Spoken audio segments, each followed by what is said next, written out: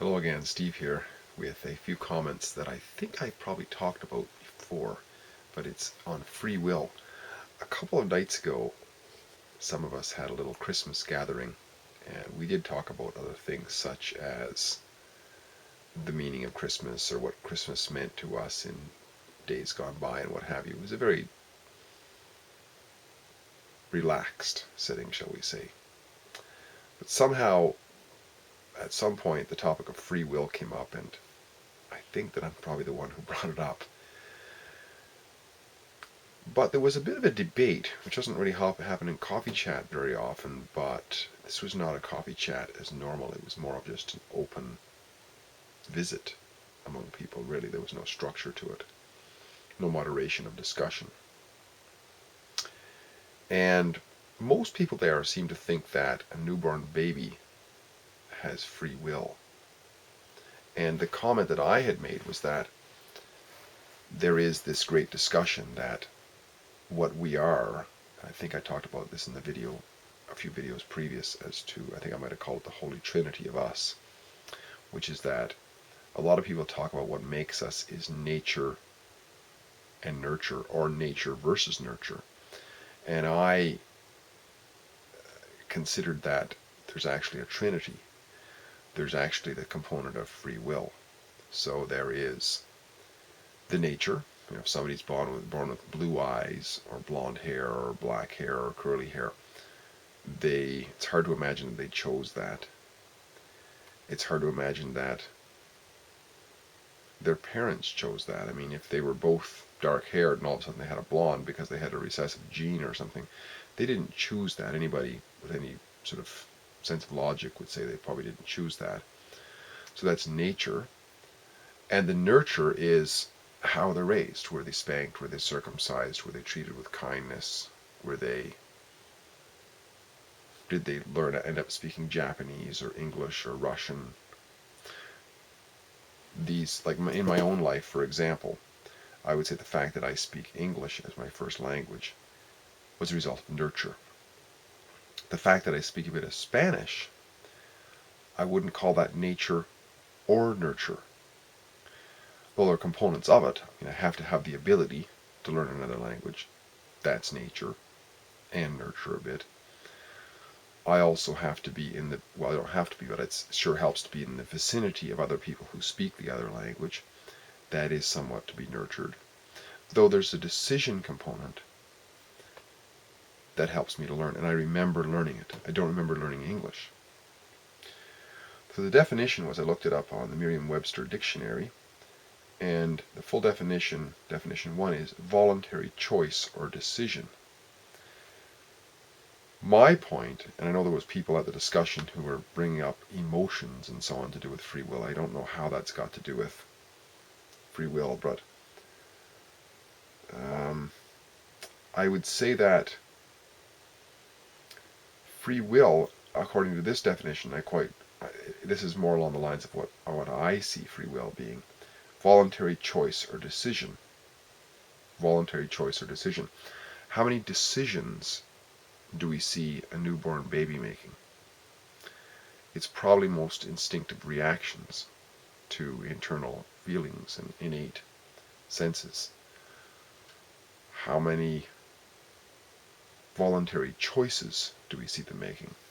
If a baby is hungry, he or she is reacting, I would say, to a sense of hunger and is reacting out of a feeling for that. Just like if we take a pin and we poke it against a small earthworm, it cringes. I don't think we could say that it made a free will decision to cringe. It's reacting in the same way that if somebody comes up behind us in the dark and yells behind us, we might jump. That we wouldn't say is a free will decision to jump. But if we're standing on one side of a puddle and we're playing some sort of a fun game as kids, and we decide to jump across the puddle, that we could say is a free will decision. Though I would have to say that chances are very greatly, and I'm completely open to it, that newborn babies do have very elemental aspects of free will, although I don't think of an example. But the reason I say that is because what makes sense to me is that it's very difficult to say that on this particular day at 3 years old and 9 months, free will appeared. No, I don't think that's the case. So there's a gradient, right? From very little free will and mostly nature and nurture to greater amounts of free will that develop us as characters. So that's my point, rather clarified, I hope, is that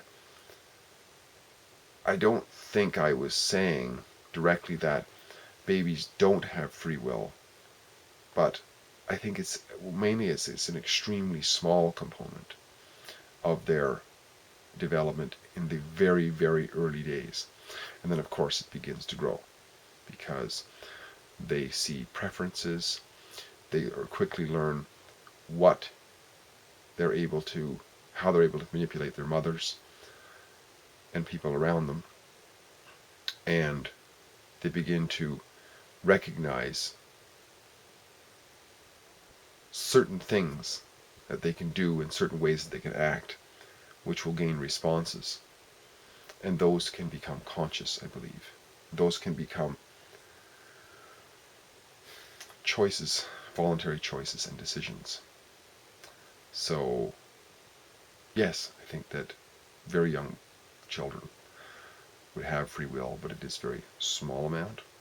And as they grow and mature, free will becomes a greater component. But the bottom line, just to sum up though, is I think that free will is a huge, huge component that we must focus on in terms of our participation in improving the quality of our life experience. Because our nature, well, we didn't create nature as far as I know. We can't go back and retune our nurture. Our past is our past. So what we can change in our lives can be done through our voluntary choices and decisions. And we can make them anytime in so many areas of our lives. So that, I think, is really important.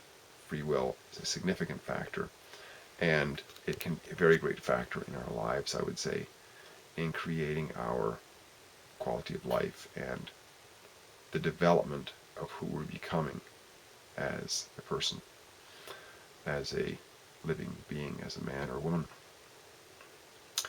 So, some more comments on free will. Hope these ideas are not so much things that are true just because I say them, because very often they're perhaps not.